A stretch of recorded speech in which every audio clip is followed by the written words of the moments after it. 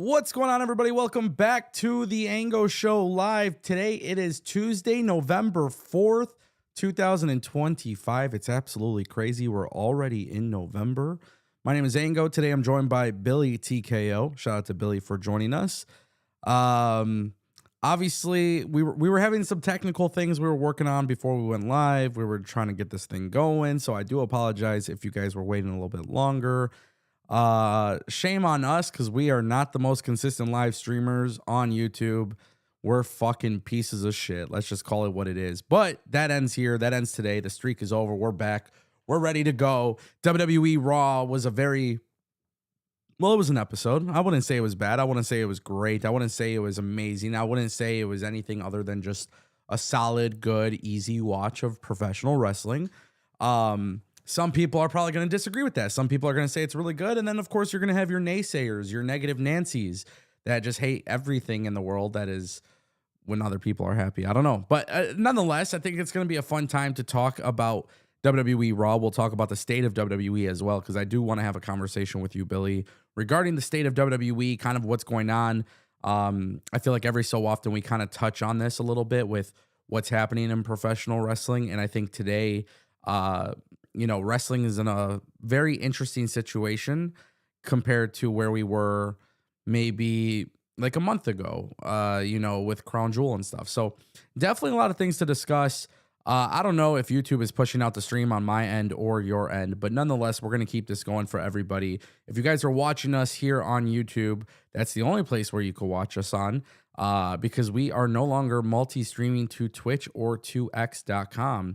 In fact, my activity will be 100% focused on YouTube and for the live content, obviously. So, the good thing is we're here.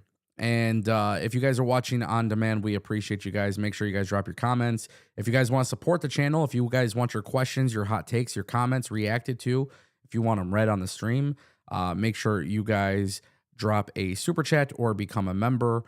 Because I feel like that is a very helpful way of growing the channel and growing the show and all that good stuff. And obviously, I feel like we need to earn your guys' support again. So definitely stay tuned, because we're going to close out the year strong. We're going to do some big things in 2026 as well. But Billy, before we talk about Raw, man, WWE, the state of WWE, where are you at with your fandom? Where are you at with your interest level?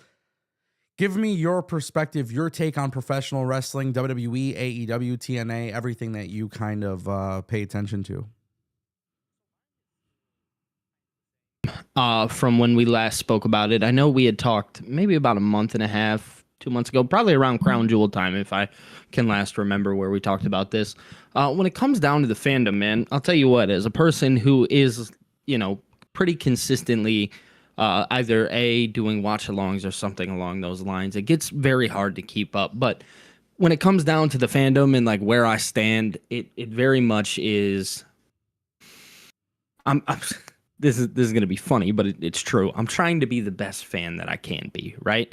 Because WWE asks for a lot of our time, and not only them, wrestling asks for a lot of our time. So I'm trying to figure out and map out where my time is best involved in. So me currently right now, I know it's very simple for me to watch Monday Night Raw. It's also very simple for me to watch NXT. It's also very simple for me to watch SmackDown. And again, I know there's going to be some people in the comments that just instantly like kind of blow up at the fact like, oh, well, you don't keep up with AEW and you don't keep up with TNA. I do keep up with them, but there is also this level of I have an outside life that I have to keep up with as well. And, time can't just go to one thing all the time. But when it comes down to my fandom, man, I'm trying to be the best fan that I can be overall. Yeah, it's interesting that you say that, because I feel like a lot of people take it as hate, right? And I understand why people do, because that's like the world that we live in with social media and the wrestling thing. We've been through this so many times where it's like you have to pick sides or whatever. But deep down inside, man, I just feel like there is a lot of wrestling. And I think yesterday was actually a perfect example of what me and you had talked about for a while, where I would tell you, like, I can't wait until fall season. Well, yeah, for sure. So now it's fall season. The Pistons played last night against the Grizzlies, and they had an excellent win. Yep. But, like, I'm paying attention to both. like, Mhm. and that's what I've told you before. It's like that dual screen experience. That's kind of where I'm Yep. sitting. Yep. And the reality is, like, obviously I pay attention to everything that's happening and I'm in the loop with everything, but I do feel as if right now in the state of wrestling, there is just too much happening. And unless you're really swinging for the fences and making it easy for me to watch and digest what you're producing, I can't really get hooked in. Right. And Correct. I think this is something that I've started to change a little bit throughout the year. I would talk about maybe not necessarily, watching live, but maybe I'll watch it after or whatever. Like, it's not going to be Yeah, that some big. on demand experience. Yeah, so like I've definitely been in that boat where I'm like, okay, like I'm gonna kind of change my viewing habits, but it's actually allowed me to enjoy wrestling more. Um, so Okay, I need you to elaborate here. yeah, so like for example, like you know, initially, and it's definitely a topic that we're going to talk about today, but like initially, when a while ago, when you would talk about the idea of Logan Paul being in the Vision, right? Like Yeah. it's not met with like the greatest, like, oh my god, I can't wait for that. Like, okay, yeah, it could be cool. But then, like, for example, like yesterday, I put out a tweet where I was like, oh, this is fire as fuck, you know? Yeah. And like Mhm. the reason why I'm enjoying it is because I think my viewing habits have changed so much to the point Mhm. where I tend to enjoy it more. Um, So, okay, I'm yeah. gonna interrupt you for a second, and I just kind of want to elaborate. When you're saying that, what I'm taking from it is that, okay, you're like you said, your viewing habits have changed, and I just want people to grasp that real fast. When we talk about viewing habits changing, I think kind of what you mentioned earlier. Pistons played the Grizzlies. It's more easier to get excited when you're not focusing on said thing, whether it be Raw, SmackDown, just any type of wrestling, when you're not fully locked in. And I know that sounds crazy, right? Because it's like, oh, these guys are wrestling content creators. They are supposed to be locked in at all times. But sometimes, and I won't say all the time, but sometimes the best experience comes from just being a fan and picking and choosing what you view as the best moment of the night or whatever. And kind of like you said, the Logan Paul thing, it's more exciting to you because of those viewing habits. And I just wanted to elaborate on that for people. Yeah, I think one thing I kind of want to elaborate on though too is like with wrestling, bro, I have gotten to the point where I just think in general, bro, wrestling is okay. Like let's take a step back for a second. Yeah, pull it back. Because there's so much wrestling to watch and so much wrestling to consume, if you're over consumed by something, you tend to not enjoy it. So, like, when I watch the Pistons game and I'm watching wrestling, it's like, yeah, obviously I know everything that's happening in wrestling, and the wrestling is the forefront of the experience.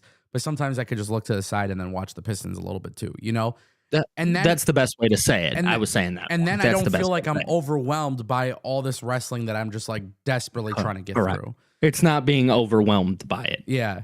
Um, and that's why I kind of want to talk about the state of wrestling right now, because obviously every few months I feel like it changes for people. I saw Cedric in the chat was like, hey, I took a step back from the wrestling product for a couple months.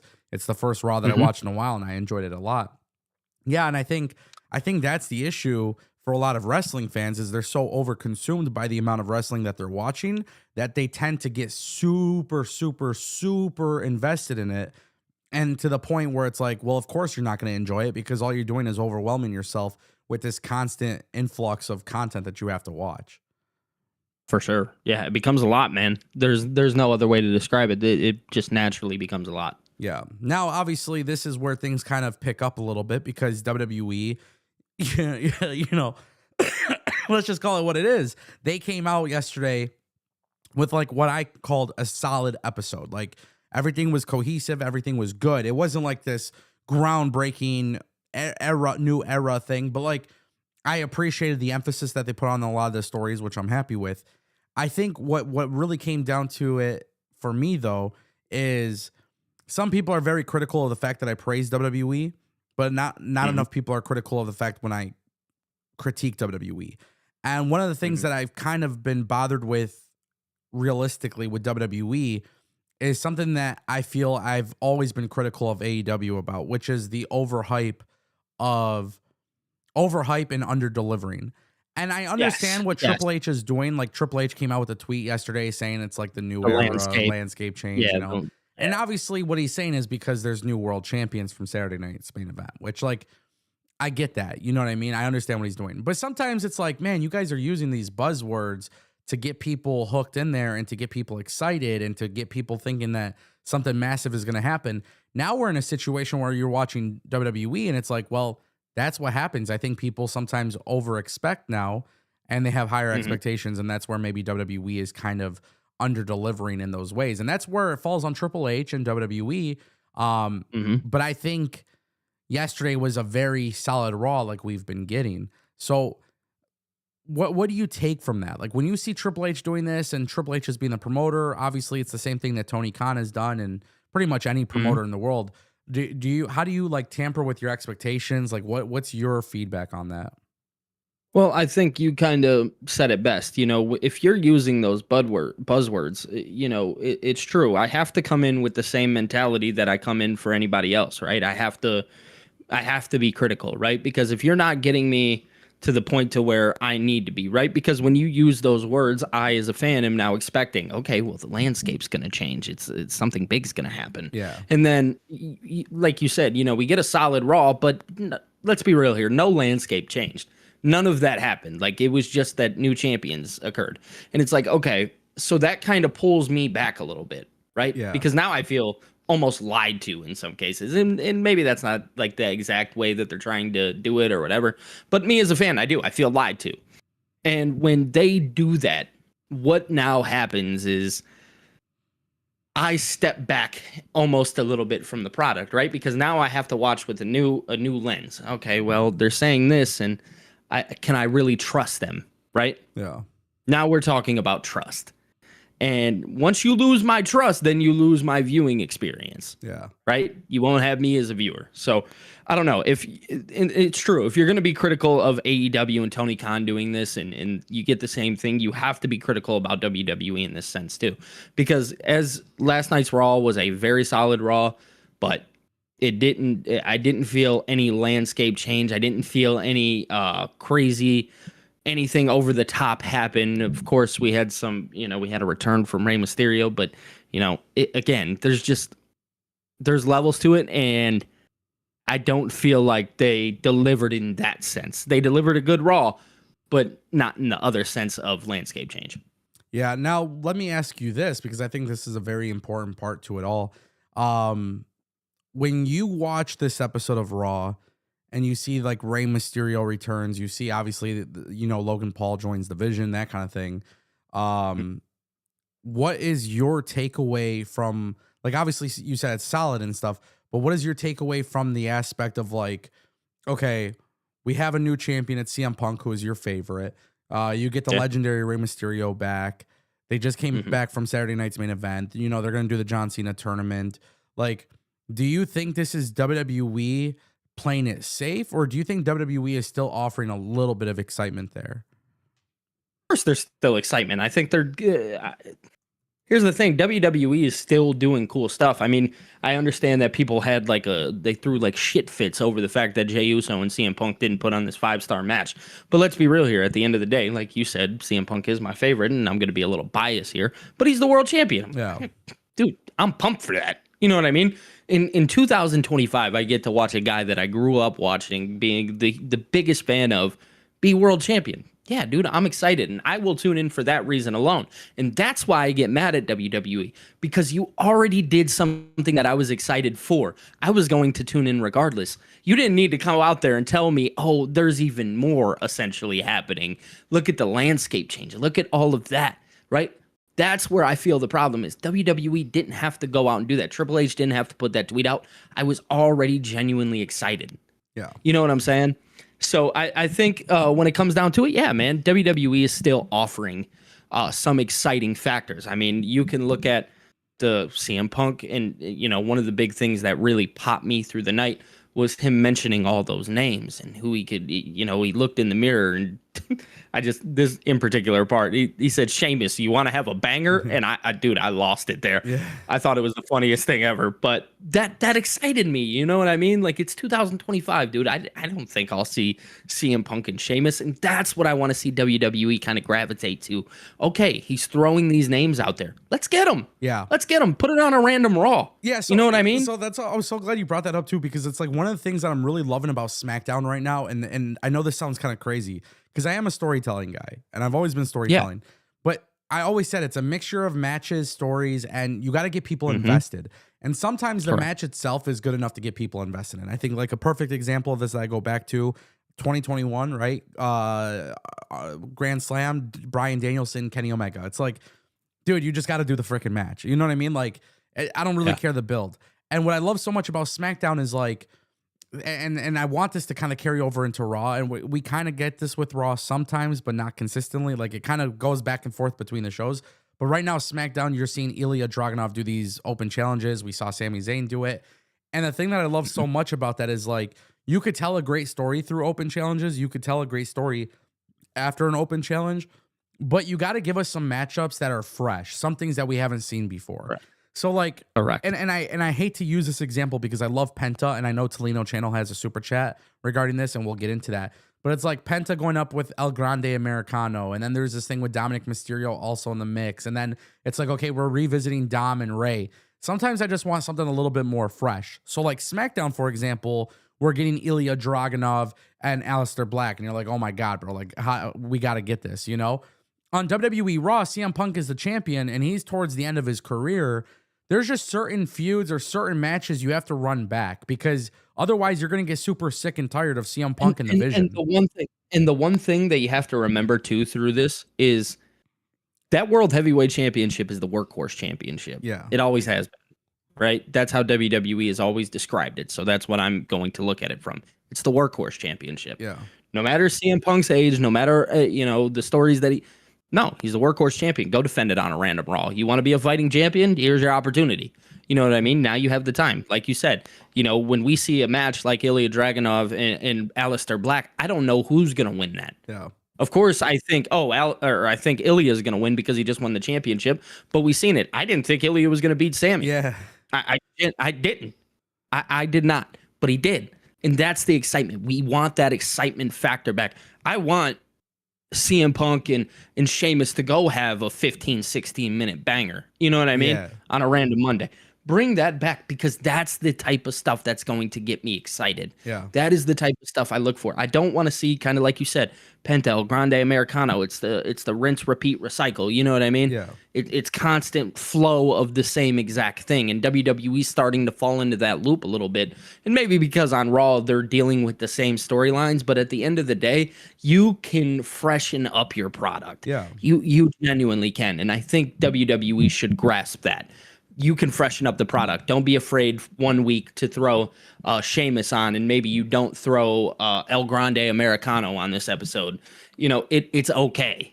Yeah, 1,000,000%. I think that's why it's like, and that's why I think it's kind of cool, like in this particular case where, okay, man, I kind of want Sheamus and CM Punk to run it back. Like it's like, I want CM Punk to have some random matches. And the thing is, if you want to protect the people that CM Punk is going up against, well, you can continue telling the storyline with him in the vision. So yeah, it's going to get a little bit of rinse and repeat, but that's the point of a storyline. I mean, that is what wrestling is. Oh, correct. You know what I mean? You can't just do random matches all the time. If you do random matches all the time, you turn into AEW. And next thing you know, then we're going to have a problem. And then you turn into AEW, and then your viewership goes downhill. And then you're wondering why maybe the company might not survive in the next 7 years. So it's truly about, don't be afraid to take a risk. WWE is in such a comfortable position that they can take risks. So this is where I was gonna critique WWE. Not to cut you off, but sometimes WWE sometimes does play it safe because they know what's working works. And I think AEW is willing to take risks. And I think the thing that makes it such a convoluted conversation is that sometimes the risk isn't always worth the reward. Sometimes the reward isn't always that big. And sometimes the risk was just a little too risky. So it's like sometimes I just want a middle ground, a gray area in which try sometimes to take a risk. Like for a good example, just a good example. El Grande Americano right now is incredibly over in AAA. He's incredibly over. Ludwig Kaiser is killing it as El Grande Americano, literally to the point where I don't even He's want to not. see. I don't want to see the character go away. Like this is Yeah. something I Yeah. want like to eventually be a fucking massive thing in WWE. Mhm. But then we get to the super chat of Tolino Channel, and he says, "I feel Penta is in a vortex. Gives good matches and good presentation, but lack of storylines and establishing why fans should invest in him." Well, there's no issue with fans getting invested in Penta. It's already there. But WWE, what they're doing with Penta is the same thing that Triple H did with Bronson Reed when he brought him back to the company. Good presentation, good character, goes out there and has matches for a while, and then eventually finds a role for him. And that's exactly what is happening. So Penta is over, and I love El Grande Americano, but can we get them away from each other?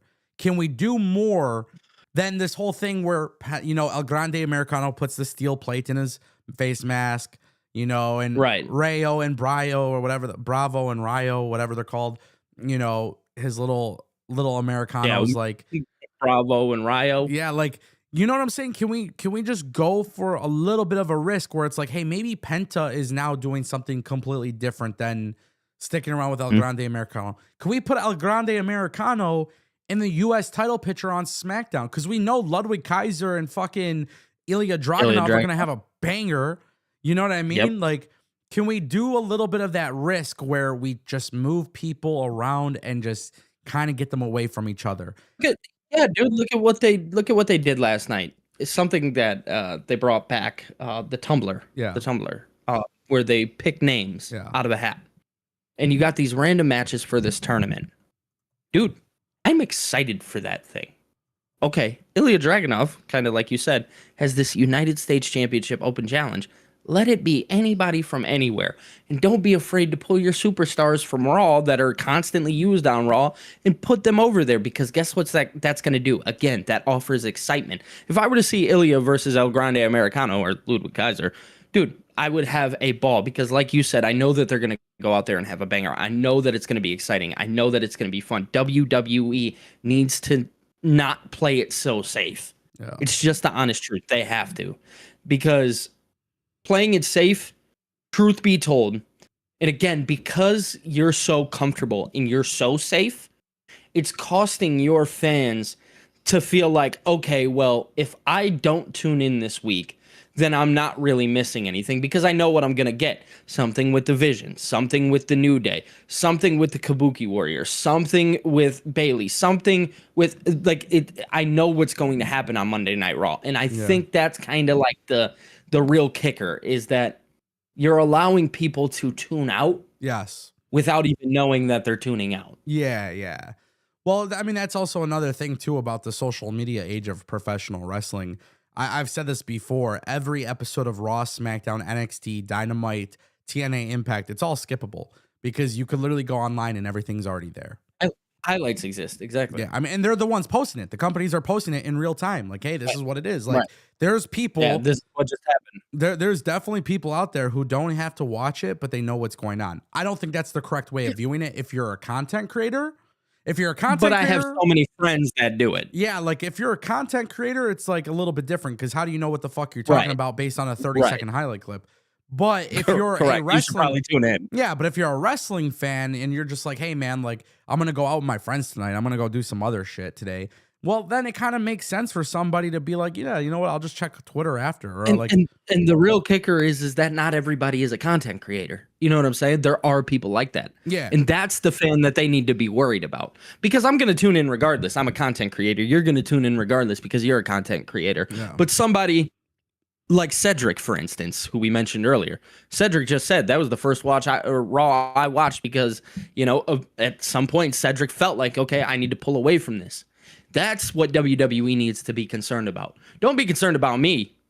Be concerned about the person who is actually viewing your product on a weekly basis. And of course I am, but you need to keep people invested. You know what I mean? Yeah. Not just people like me. Yeah. So I think, that's kind of where we are. I want to give a shout out to Roger Peters, because he's offering some really great analysis in the chat. He says Penta's been a flop in double E. He says WWE TV is skippable. Penta hasn't been in one good storyline. He also goes on to say Bandito versus Dorado. Yeah, I mean, I think those are all very valid, bro. I think Penta fucking sucks, to be honest. I think Penta's the worst WWE superstar in the world. See, that's what doesn't make wrestling enjoyable. That's Correct. I want to throw that out there. That's not what makes Double wrestling WWE. enjoyable. Well, no, I think what really ends up happening, and this is why wrestling, if I'm gonna let's fucking crash out for a second. Let's have a little bit of fun here. Yeah, dude, let's do it. Let's make Let's the do live it. stream a little bit fun. I think what ends up Come on, happening spice is it like up. wrestling is just a fucking TV show. And so you either do a good job or you don't do a good job. But like there's people who make this shit their entire life. It's their whole personality trait of being like a WWE or AEW hater. And it's just a fucking weird ass way to live, bro. Like I don't get it personally cuz I sit here and like I don't know, like people take so much offense to it. Like I just think AEW fucking sucks. I think 90% of what AEW does is pretty ass, right? I stand on business. I really don't feel like they're solid to watch, but like to sit here and be like, this is fucking great, I don't care, right? WWE right now, I think is like kind of in the same way, where it's like 90% of it is kind of like, who gives a shit, But because you're praising a certain, you're offering analysis. Don't even let me say praising. You're offering analysis. People choose to tune into it. They choose to pick at those things. They don't. I don't know. Man. So that's the thing though with professional wrestling. Like I said, it's like Raw was a solid episode. But what are they really doing to hook me in and be like, oh my God, my eyes are glued to the screen? Nothing. They're not. Nothing. And it's like, it's so fucking weird because I can have that same analysis on this, but also be like, damn, bro, Logan Paul joining the Vision is fire. Fire. Right. It's crazy how two things are allowed to be true at one time. So that's essentially what where I'm at with wrestling and I'm watching Raw and I see this stuff. It's like, bro, I love Rey Mysterio. Don't get me wrong. I love Rey Mysterio. I love what they're doing with AJ Styles and Dragon Lee. I love it. Yep. But is this making me fucking glued to my chair being like, dude, I gotta watch this. I gotta watch this? No. So for someone like me, that's why I do the dual screen experience of watching the Pistons game and wrestling. I need to know what's going on in wrestling. Go ahead. Can I offer something real fast? Yeah. WWE, AEW, nobody has done this in quite some time. You're talking about glued to the screen. Nobody's done it in quite some time. The last time I was genuinely glued to my screen was on that build to WrestleMania 40. That was the Cody and Final Boss stuff. Which, by the way, by the way, I do got something I kind of want to talk about that a little bit. Yeah. We'll talk about it. But yeah, I definitely agree. Like, I don't feel like WWE or AEW or any company is really making me glued to the screen. They are not. And I don't know whose fault that is. I don't know if that's a fault of me. I don't know if that's a fault of them. All I do know is that it's not happening and something's wrong. And I know for a fact that it's not my job to fix.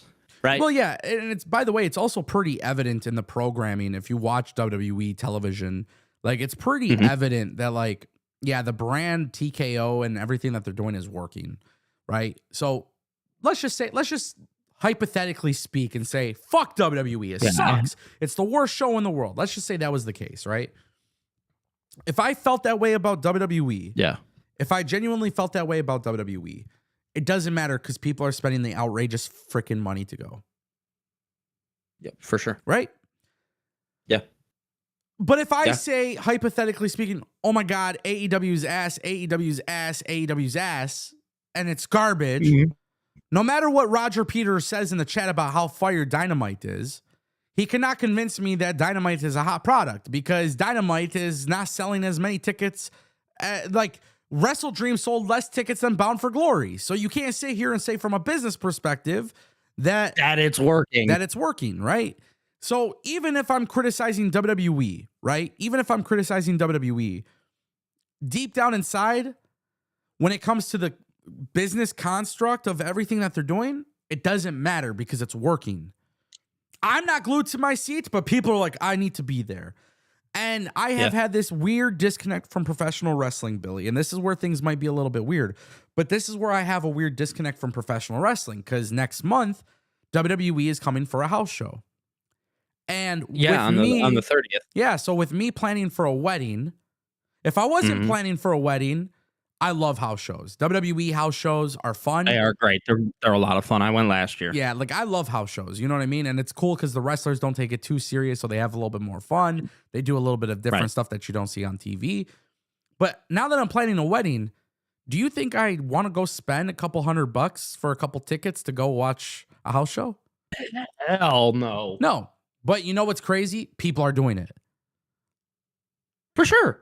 There's people that do it. So the thing it doesn't matter. So that's the thing, right? Like when you look at WWE, I have this disconnect because I do think at one point in my life, a couple of years ago, I would have been like, fuck, I have to be there. I have to be there. I have to be there.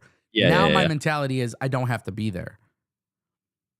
I'm in that same boat. I feel it. You know, so, you don't always feel like the FOMO's kind of gone away. Yes, yeah, perfect example. Yeah, I don't think like I don't have FOMO with professional wrestling anymore, which is okay. Yeah, me. Where did I have FOMO? The Rock and Cody and the Final Boss. Yes, bro. Because I remember we were sitting here every single day covering that shit and covering it some more. That was the last time I really had FOMO. I don't know how a company can get me back to that, but it has to exist somewhere along the line. But really, at the end of the day, that was like the last time that FOMO genuinely existed. And that's what I'm saying. It's not being overly critical or under critical or like anything like that. It's just the point that like I said, Raw was solid, but there's nothing that's making me glued to the seat. And it kind of makes me want to. It kind of goes into the next super chat by Tolino Channel. He dropped another 100 rupees. He said, instead of attacking Uso, Knight, Punk, Vision needs to go after tag titles and also destroy every team on that roster and become a destructive force.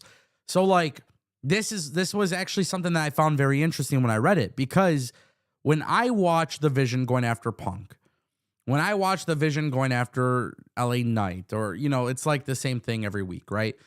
I don't mind that being the storyline. But what if the Vision kind of had this like takeover, and I hate takeover. I hate using the word takeover storyline because we got it with so many groups and so many people. But they run rampant on Raw. And it doesn't matter. They even go after the heels, right? The thing about the Vision is like it's a cool group, and I like the guys in the group individually, and I like the pairing and stuff. But I just feel like it's lacking something, right? And so, okay, go ahead. I'm sorry. I was just gonna say, and so like for me, because it's lacking that something, it's not big enough to make me glued to the seat. But like a perfect example was like when Triple H used to kick off Raw, where just like people were fucking brawling to open up the show and chaos and shit. It's like, why isn't the Vision going backstage, going after everybody? Like, why isn't that kind of happening? But that used to make me feel. Do you remember, bro? We used to sit here live and be like, bro, I turn on Raw, and I couldn't turn it off. Do you remember there was a one time, I think it was The Miz and Logan Paul, were they brawling? I can't remember, but it was The Miz and somebody. The Miz and Tommaso Ciampa, I think it was. Yeah. They had opened up the show and them two just beating the shit out of each other. I was like, oh my God, this is great. This is great. And everybody at that time, I'll never forget it. Everybody at that time was like, oh, well, Triple H did this in NXT all the time, dude. Like, we've seen this numerous times. And it's like, yeah, bro, it worked. I'm sitting here excited every single time it happens. I am excited. So, yeah, I remember those times. We would cover them. We would sit there and talk about them. It just, yeah, it's tough, man. And so that's where I just think wrestling, what wrestling is missing. Because I do think Toledo Channel's right. It's like, man, they should go after the tag titles and be destructive force. And it's okay. That I do think to a certain extent where it was like, why not start off with some chaos? Why are we starting off with promos? You know, like, come on. So switch it up a little bit. For sure. I think one of the biggest issues is how they're trying to sell Braun Breaker. As much as Braun Breaker is the bad guy, think about him. He's dope, right? He's cool. He's cool as hell, dude. Yeah. And they're almost trying to sell Braun Breaker to me in that way that, oh, he just knows he can beat up anybody. It doesn't matter. He doesn't have to go do that. He can just do it regardless. No, I need him out there beating the shit out of somebody. You know what I mean? Yeah. Constantly. Because that's what I expect out of Braun Breaker. I don't expect him to be walking around with the sweet jacket and just, you know, the glasses and all that type. No, I don't expect that from him. He's a heel. And he's a beast too. Let him go beat the shit out of somebody. For real. It just needs to be that simple. Open up the show with it. End the show with it. Do whatever you got to do. Obviously, don't always do it, but do it enough. Yeah. You know what I'm saying? Like there's a certain level of understanding like, okay, I could do it here, maybe it won't work here. I could do it here, maybe it won't work there. It's a very simple level that WWE knows. They know how to comprehend at the end of the day. But yeah, that is one thing where it's been so long since WWE truly has been able to gravitate me as a fan, kind of going back to the Cody Rock thing. It's been since then, and it just feels like maybe they don't have the pieces to do it. Yeah. And maybe that's just what they're showing me. Like, one thing that kind of excited me that I wish we would have got was like a guy like Drew McIntyre winning the WWE Championship. Like, I felt like knowing how good of a storyteller Drew McIntyre is, I was like, okay, maybe they need somewhere with him, right? And then they don't do that. It's like, okay, we're going to continue down the same path and the same path and the same path and just going with what's right. I know I'm kind of blabbing on here, but these things, as a fan, they become frustrating. It does. And like I said, I just want to see them switch it up a little bit. That's it. All I want to see is them switch it up a little bit. Chester made a good point in the chat. He says NXT doesn't start their shows with promos. Sometimes they do. It's not so much. It's not even so much about starting off the show with a promo or not. It's like, can we just go back to where like, fuck, it's unpredictable a little bit? Correct. I mentioned in the live stream, I think Saturday night's main event. I had actually mentioned that in the live stream. I said, I hate being a wrestling fan. I said, because I know exactly what's going to happen. I said, I hate being able to predict exactly what's going to happen and when it's going to happen. Yeah. And that kind of, like, as much as it's like, oh yeah, look at me, I know what's going to happen. No. I hate that sometimes, dude. I want to be wrong about things. I don't want to be right about that shit all the time, and I'm not saying I'm right all the time, but really what I'm getting to here is like, as a fan, WWE has shown me numerous times, like, hey, we're going to do this and we're going to work towards this. And you just have to figure out, so here's A and B, you just got to figure out C. Yeah. That's essentially what it is. So can I ask you a question? That's a problem. Can I ask you a question? Because we didn't get to talk about it, but like for Saturday night's main event, did you expect Punk to win, and did you expect Jade Cargill to win? Yes. I put out my own prediction video, which people can go check out if you guys want to. YouTube.com/BillyTKO. Go watch that. I made a prediction video, and I said in the prediction video, I was like, oh man, like, WWE, if they wanted to be, again, we're talking about like, oh, they want to be cool. A great way to do it, don't have anybody win the championship. Let Braun Breaker and Bronson Reed come out, beat the shit out of these guys, stop the match, right? Because we seen Braun Breaker on Raw the week before, he's carrying the championship. It looks like he's going to get involved. So I had predicted, I was like, oh man, WWE may just not do any champion. How cool would that be? That would be so much fun. And it would make that World Heavyweight Championship storyline that much better because you have to work for somebody to get to it eventually. Now, obviously, it was still a prediction video, and I still predicted that CM Punk would win. I said, but WWE's not going to do that. They're going to give the championship to CM Punk. I knew it from the moment that it happened. There was no way that WWE was going to miss the opportunity at this moment in time to give the belt to CM Punk. He's your guy. He's the one over there putting asses in seats. He's making the money for them. He's going on all these different press runs. He's doing all of those things. And good for him. CM Punk... What Meek Mill say? I used to pray for times like these. CM Punk really did. You know what I'm saying? So he deserves it. But at the end of the day, WWE, I felt like, could have saved that moment. For me in particular, they could have saved that moment for WrestleMania. I wanted to see him main event WrestleMania Night 2. I wanted to see him win it there in that moment, right? Because I got to witness him win it, win the main or be in the main event last year. And maybe he didn't even have to win it, but just be a part of that Night 2 main event. But instead, they chose to give it to me on some random Saturday night's main event in Salt Lake City, Utah. I'm not going to lie, though. That's why I loved it. I didn't expect it. Yeah, that's fair. That's fair. Yeah. That's fair. Dude, I fully did. I fully did. See, I didn't. I thought with all the stuff that was happening, I think with all the stuff that was happening with Jey Uso, and they're telling the story of Jey Uso potentially turning heel and stuff, I was actually thinking, oh my God, they might give it to Jey Uso and have him do the heel turn.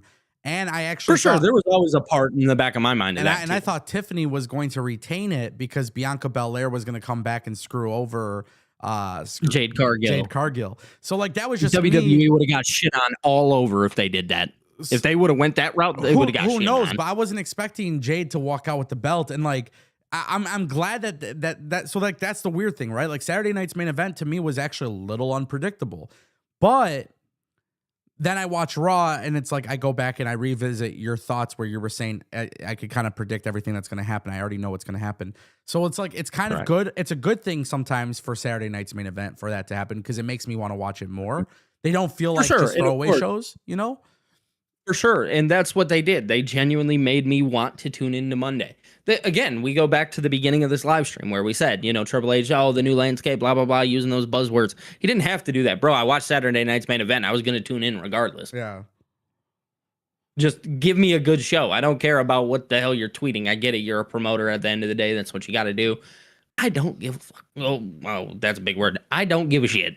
I just saw some very interesting analysis from our good friend in Digital Films. He dropped a $13.99 Canadian dollar super chat, and he says the Cena storyline distracted from building stronger momentum for the current stars. Things will pick up and get more interesting when they have to focus on newer stars. I do think to a certain extent that is actually pretty accurate. Clock it. That what the kids are doing? Clock it. Yeah, I think that's actually very fair. And I think we'll see how WWE builds up John Cena's last match. Obviously, the tournament announcement's a big deal, but I do think to a certain extent the Cena stuff is a distraction. I think WWE is kind of been hit with a couple problems right now.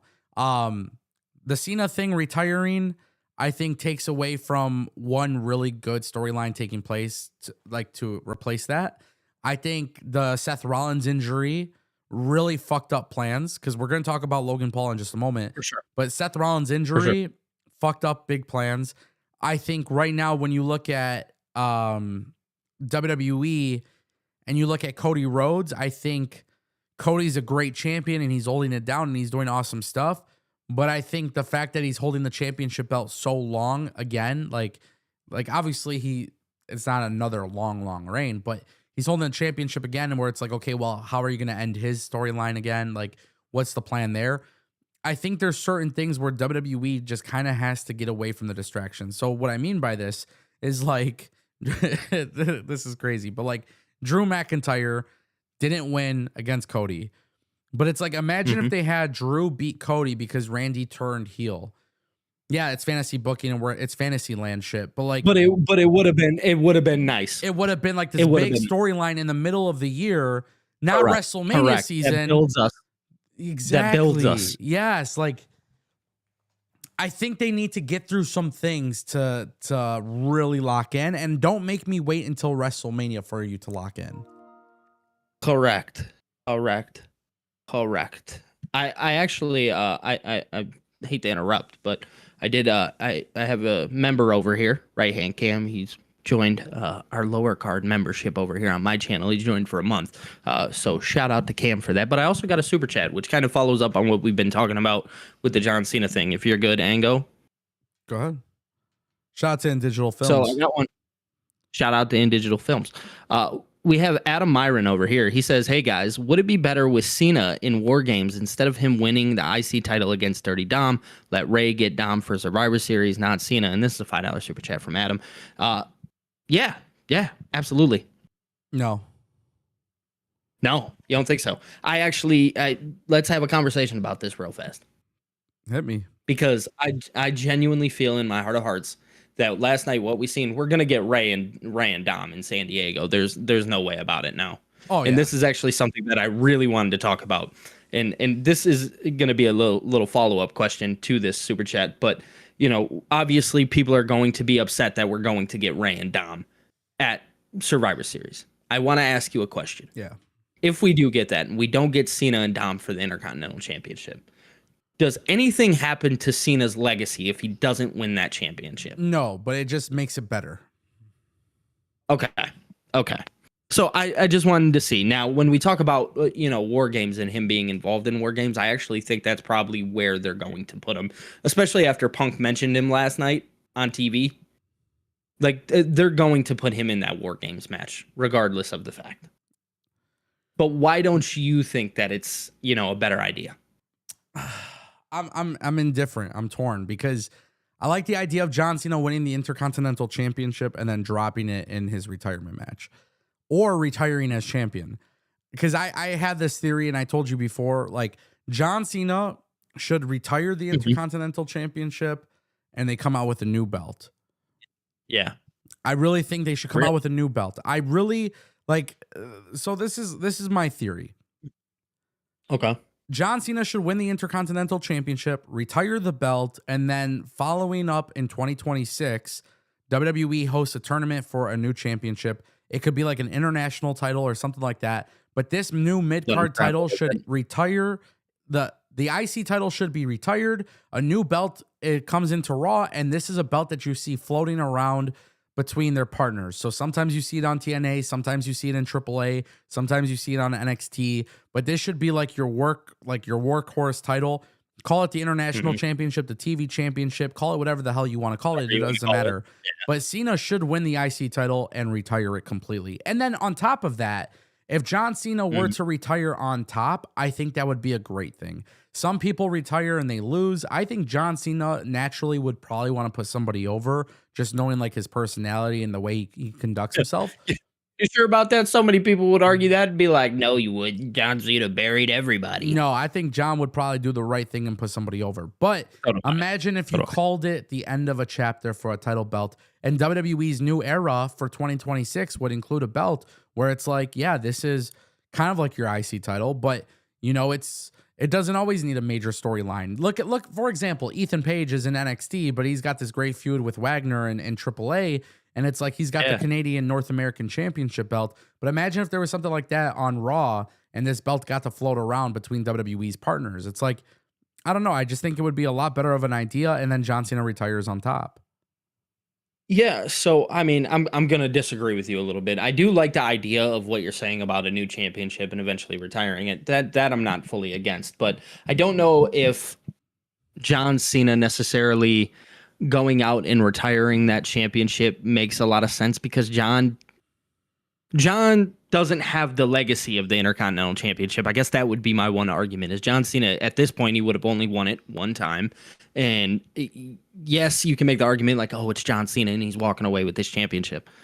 Regardless of that fact, like if I seen somebody retire the Intercontinental Championship, it would have to be somebody like The Miz, for instance, like somebody who really has No, I somebody who really disagree. has a legacy. No, Somebody who man. really has a legacy with that championship. No. You can't just dude, you have to think of how much a staple that championship really is.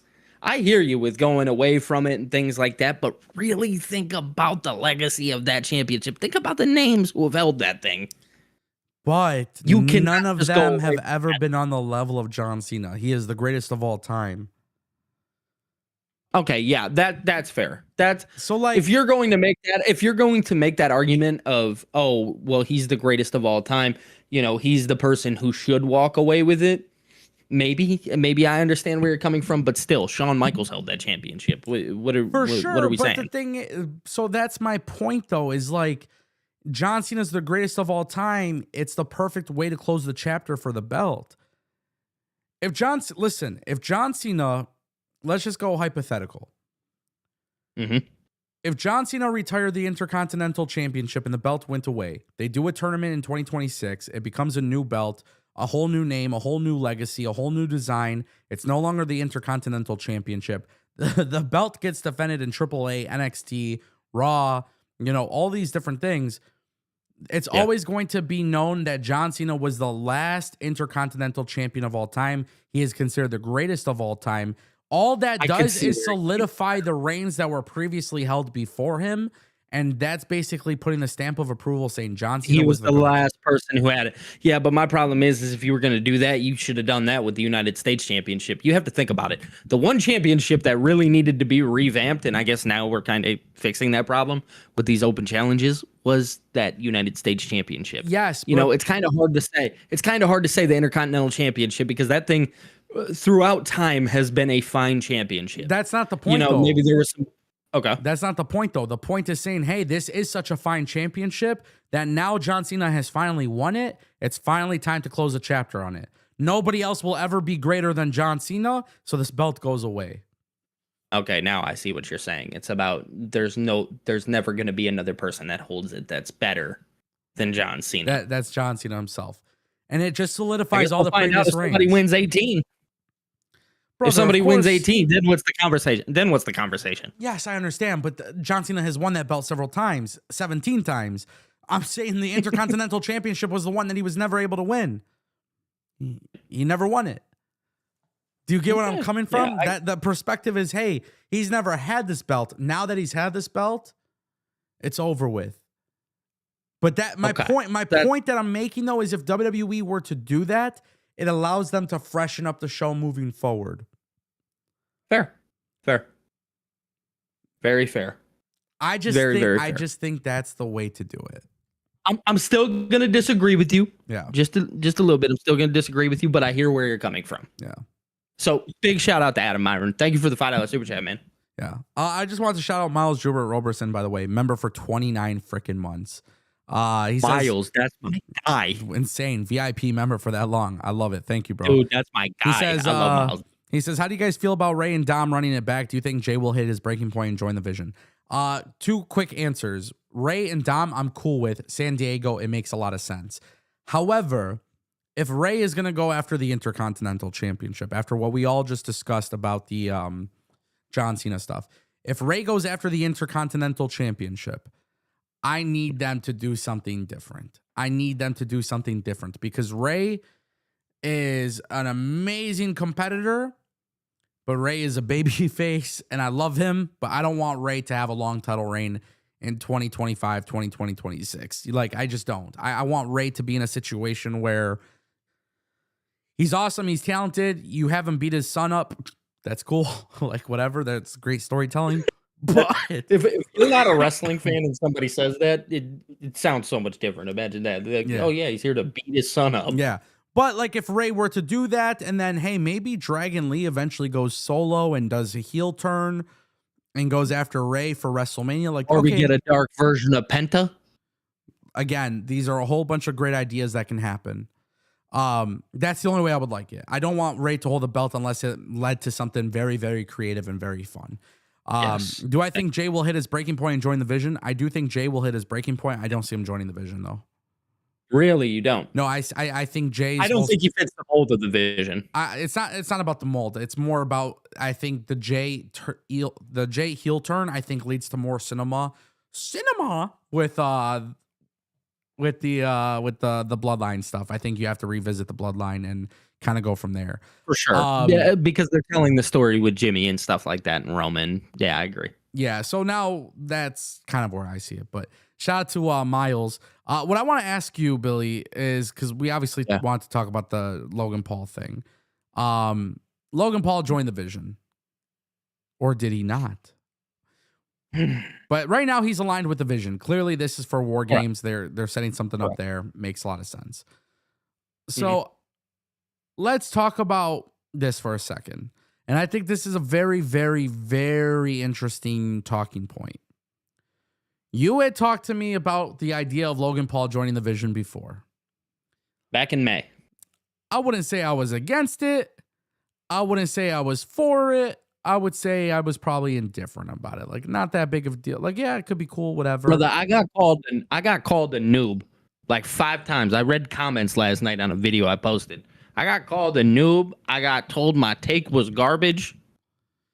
Shout out to all them people, but continue. But so now we see it happening, and I just kind of want to get your overall consensus on it, because I have so many opinions on it where, like, I'm actually in love with it, to be honest.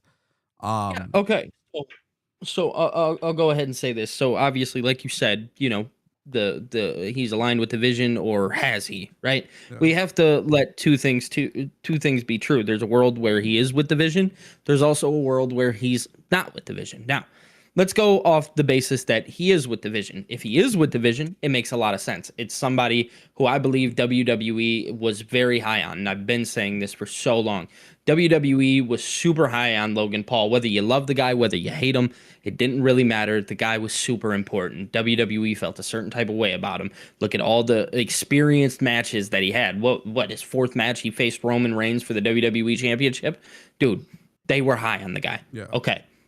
So with that being said, we have to look at the group, the vision. The basis of the vision is the future. What is in store for the future, or even just the right now? Well, what's in store for the future? You have Braun Breaker, you have Bronson Reed. Those are two very good, very talented pro wrestlers that obviously fit the mold of the vision. Now, when you think about Logan Paul, he's not somebody who's there all the time. He's not somebody who's constantly super involved. He's not somebody who you're seeing on a weekly basis. But when you are seeing him, you feel some type of way about him. You hate the guy, right? You despise him. He's this god dang YouTuber who just offers nothing to the product and he sucks. Yeah. Right? So when I see him align with Paul Heyman, instantly my mind goes to, oh, that's genius. WWE loves this guy. They need to meet this criteria of the vision is this bad group. Braun Breaker, like we talked about earlier, is too cool. Bronson Reed is too cool. I think you had mentioned it in a video. These guys need to be hated. This is the perfect way to do it, right? Okay, so let's go off the basis that he's not a part of the vision. I actually look at that as a kind of a letdown, in my personal opinion. If you don't have him join the vision, and excuse me, my headphone went out. If you have him not join the vision, the one thing that you have is there's no story there. Hold on one second. My headphone unplugged. I'm getting hype over here. So if you don't have him join the vision, you ultimately get some type of letdown from me, because I don't necessarily know where the story would be if that were the case. If you have him hand those brass knuckles to Paul Heyman, what is that for? Why'd you do that? In my eyes, when I see him hand those brass knuckles to Paul Heyman, it's, hey, you hold on to these from now on, and whenever I need you, you're right there to give them to me, right? That's how I view it. That's how I look at that. So if you don't, and you just have him pop in for War Games just because you need to sell War Games and you need to have him a part of that match, you're lacking storytelling. It's not there, right? You can make the argument, well, oh, he knocked out CM Punk, and remember they had this whole thing, way back when on TMZ about they wanted to wrestle, or Logan Paul wanted to wrestle, CM Punk, or they hated each other, blah, blah, blah. That's not enough for me. It's not. If that is the one reason that you're going to have him enter this War Games match, it's not enough. Yeah. And other than that, there's no story there, in my personal opinion. So I do think that he has joined the vision strictly based off that brass knuckle, handing it to Paul Heyman. Obviously, Paul Heyman is somebody who's sickening, conniving, and it's like, hey, I trust you with these now. So Logan Paul obviously trusts Paul Heyman. So I do think that he has joined, but ultimately there is a world that he didn't. If he didn't, I hate it. I'm done blabbing. I love what you just said, and I love the idea of Logan Paul and Paul Heyman being together long term, and I love nothing more than the idea of Logan Paul being part of the vision long term. In May, when you brought it up originally, it's not that you can't see the vision, no pun intended, clearly. It's just the group at that time wasn't reeking of like it was cool. It was different too. Yeah, right. It was different. Yeah, like Seth is a great heel to the point where it's like, okay, shut the fuck up, you're annoying, right? And so now it's like these guys are so fucking badass where it's like they need somebody who's universally hated. Logan Paul is universally hated. Logan Paul is incredibly talented. I don't care what the IWC says. You cannot convince me otherwise. This guy is a phenomenal professional wrestler. He is a phenomenal WWE superstar. And the fact that he is this good, and of course, Logan Paul's a businessman. Logan Paul is full-time WWE. Full-time WWE. The reason being, because the business with TKO just simply makes so much sense. I fully predict not only is Logan Paul a future world champion, but I would actually have Logan Paul beat CM Punk for the world championship. His brother about to ruffle some feathers. Fucking A, I don't care. Logan Paul, let me be very clear. Logan Paul should beat CM Punk for the World Heavyweight Championship. I would actually screw Punk over. He won the belt, and that's cool. Have Logan Paul win very quickly. Logan Paul gets hated by everybody, but he's very good. Let him do the stuff with the vision. When Seth Rollins comes back and he sees that he's replaced by Logan Paul, character change for Seth Rollins. It just makes a lot of sense. But CM Punk losing the belt to Logan Paul is going to even create a better version of CM Punk for the future, because CM Punk is towards the end of his career. Logan Paul is that good, bro. He is that good, and people would hate it. People are gonna write comments on this with hatred, and they're gonna think I'm like grifting or rage baiting or something. But imagine the content that you get when everybody thinks, oh my God, Braun Breaker's the one to evolve and win the world championship. No, imagine if it was Logan Paul and Paul Heyman sides with him. And then eventually you turn Braun Breaker as a babyface and Braun Breaker wins the world heavyweight championship as a babyface, because that would be the better way to do it. But now you could tell some really good stories with Punk and Logan. When Rollins comes back, there's a million stories. I'm just saying, if there was ever a time to switch it up, give it to Logan Paul now, because he's actually good and he could hold his own, bro. Yeah, no, I'll tell you 100%. I mean, they're like I said, you're gonna ruffle some feathers with that one, but I do see a world where you're right? Because Seth Rollins is out. There has to be a new person that hates CM Punk, right? That's just the storyline. That's how the cookie crumbles. Somebody has to hate CM Punk, and CM Punk has to hate somebody. The perfect person to hate, Logan Paul. He's the perfect person. Imagine CM Punk had this huge history with Paul Heyman. He got screwed over by Paul Heyman with Seth Rollins, and now Paul Heyman's a smart businessman. He goes, dude, I want Logan Paul. Those promos, oh my God, bro. It would be so... I'm 100% sold on Logan Paul. I don't care what anybody says, dude. The guy is that good. And listen, I just think there's so many cool stories. There's so many cool stories. So many cool stories. And like I said, from a business perspective, it just makes too much sense. It makes too much sense. Why wouldn't Logan Paul be a world heavyweight champion? This guy's actually good. He's a lot better. Dude, I can name like 10, 15 people, 20 people between WWE, AEW, TNA that Logan Paul is better than. Not just in ring. Me too. But character in ring. Like, I could literally name a lot of people that I would pick him over. Mm-hmm. Yeah, me too. And like, people probably think I'm trolling or some shit. I'm not trolling. I genuinely believe Logan Paul should be the guy's good. The guy's a good pro wrestler. Whether people like to believe it or not, the dude is a solid pro wrestler. Yeah, man. Through and through. It's just the way I see it. It's just the way I see it. I'm calling it what it is. Yeah, bro, you're not crazy. You're right. You're 100% right. And the way he uses the internet in his podcast, and Paul Heyman's very much on the internet. He has Heyman Hustle. Like, maybe this is something where, like, dude, you could do a lot of stuff there. And if you really want to tell a good story with Logan Paul and CM Punk, look no further than the Paul Heyman inclusion, but look no further than Seth Rollins, who comes back. Brother, is this a situation where Seth Rollins has to put his beef to the side with CM Punk because of Paul Heyman and Logan Paul? Wait, that could even be something interesting. Like, it's crazy. There's stuff you can do. You could do so much with it. For sure. Hey, brother, I need to make a quick phone call real fast. Can you hold down the fort for 2 seconds? You're actually good, because we're at that time to call the show off. So. Well, real fast. I did get a super chat from Sharon Dye, and she said, "Good to see both of you." It was for $1.99. Just wanted to mention that. Guys, we'll be back tomorrow, 12 p.m. Eastern. It's gonna be a very, very good stream. NXT is supposed to be fired tonight. I'm excited about it. We're gonna talk about it tomorrow. Yeah, we back, baby. We back. Shout out to Billy. Check him out, Billy TKO. Ladies and gentlemen, that is the Ango Show. We'll see you guys next time.